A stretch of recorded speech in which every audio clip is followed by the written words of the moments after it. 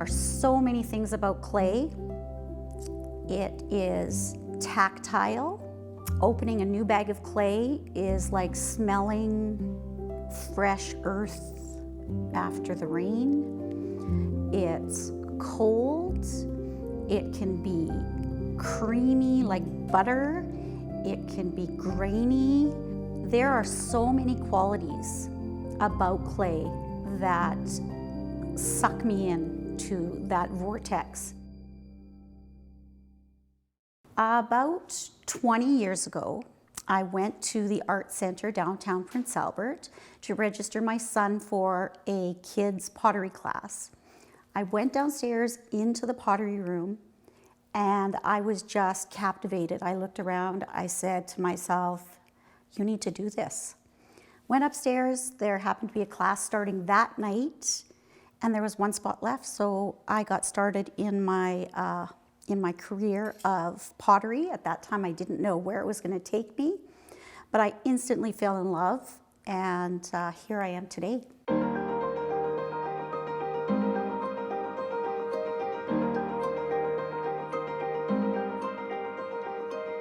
We're here today talking about the project called Heart Spirits.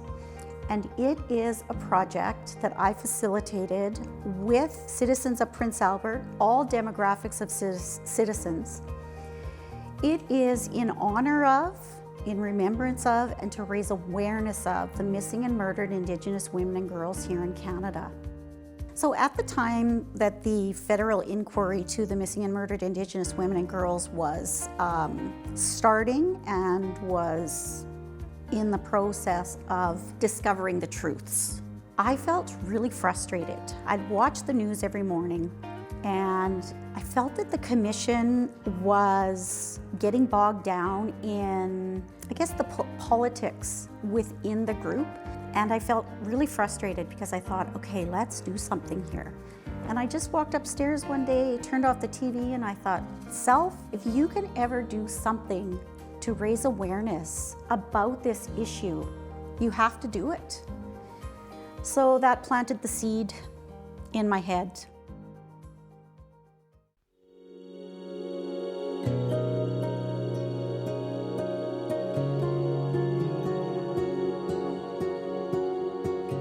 I work with the heart image a lot in my own work.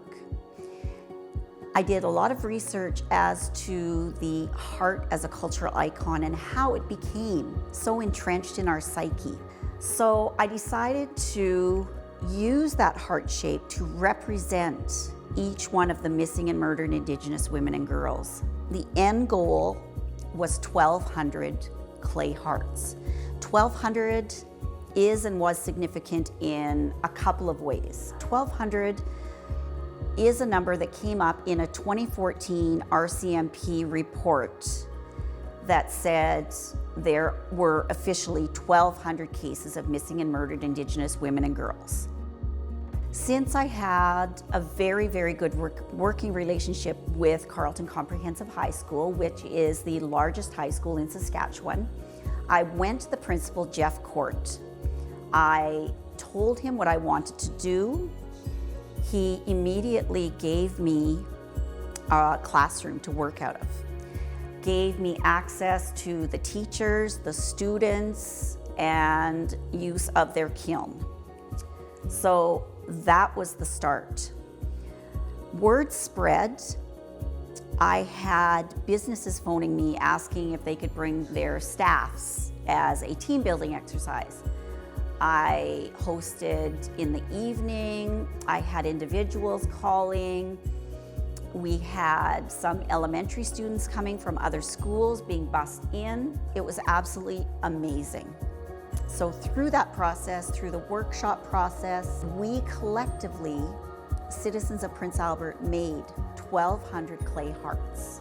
The feedback and the engagement was overwhelming. I don't think there was a day that went by that I didn't cry.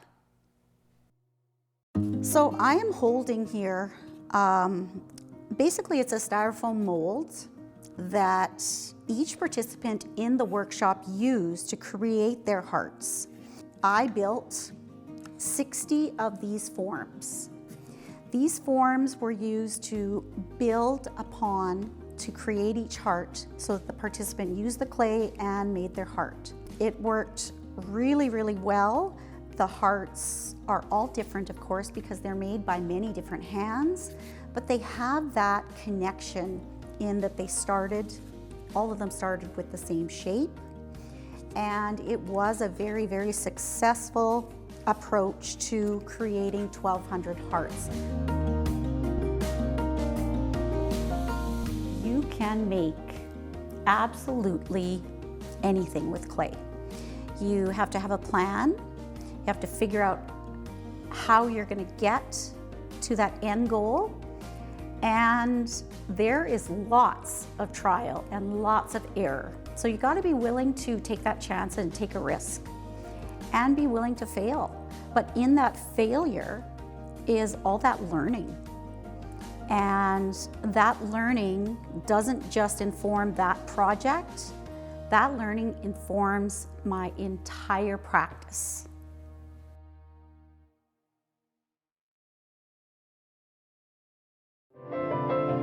Are you an artist who's interested in appearing on maxTV Local? Email us at max.local@sastel.com.